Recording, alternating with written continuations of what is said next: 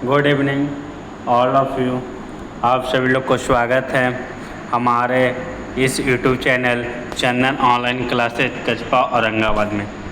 देखिएगा क्वेश्चन की ओर हम लोग चल रहे हैं। पहला क्वेश्चन है हम लोग का, दर्पण का द्वारक किसे कहते हैं। तो हमारा राइट आंसर हो जाएगा दर्पण की चौड़ाई को ही दर्पण का द्वारक कहते हैं। दूसरा नंबर क्वेश्चन है हम लोग का, वक्रता त्रिज्या किसे कहते हैं। तो हम लोग का राइट आंसर हो जाएगा गोलीय दर्पण के वक्रता केंद्र और उसके ध्रुव के बीच की दूरी को वक्रता त्रिज्या कहते हैं।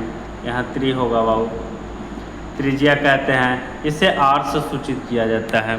क्वेश्चन नंबर 3 देखिएगा, गोलीय दर्पण के फोकस या नाभ्यंतर किसे कहा जाता है। तो आंसर देखिएगा, गोलीय दर्पण के प्रधान अक्ष के समानांतर आती प्रकाश की किरणें परावर्तन के बाद प्रधान अक्ष के जिस बिंदु पर मिलती है या मिलती हुई प्रतीत होती है उस बिंदु को ही गोलीय दर्पण का फोकस कहा जाता है। इसे एफ से सूचित किया जाता है। गोलीय दर्पण के फोकस को किससे सूचित किया जाता है जी, एफ से सूचित किया जाता है।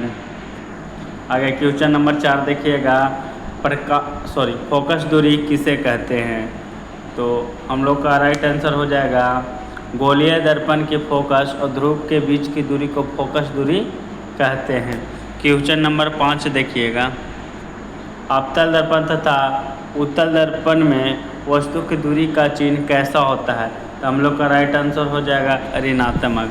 क्वेश्चन नंबर 6 देखिएगा, गोलीय दर्पण की फोकस दूरी और वक्रता त्रिज्या में कैसा संबंध होता है।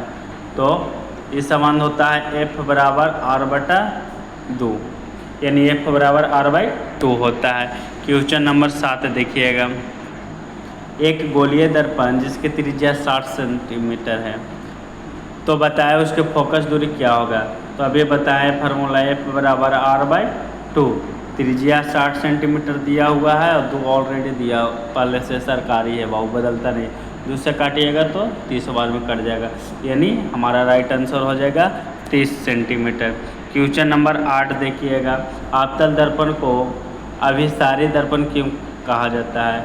तो हमारा राइट आंसर हो जाएगा अवतल दर्पण के समानांतर आती प्रकाश की किरणें परावर्तन के बाद एक बिंदु पर आती है, इसलिए अवतल दर्पण को अभिसारी दर्पण कहा जाता है। अगर आप लोग का अच्छा लगे तो लाइक शेयर कमेंट जरूर कीजिएगा। जय हिंद, जय भारत।